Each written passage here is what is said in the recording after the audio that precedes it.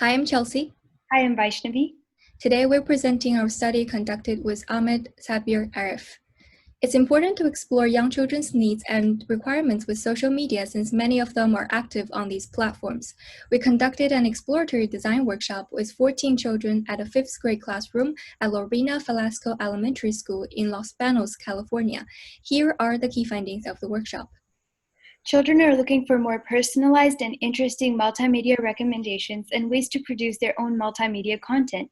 They are interested in learning new skills relying on motivating reward systems which promote healthy competitions among peers. They want better control over the ads that they see on social media and make them more relevant to their age and interests. They want more intuitive user interfaces and simpler user interaction like a single-click option for recording and uploading videos, and they want free shareable multiplayer video games. Please feel free to contact us with any questions or comments. Thank you.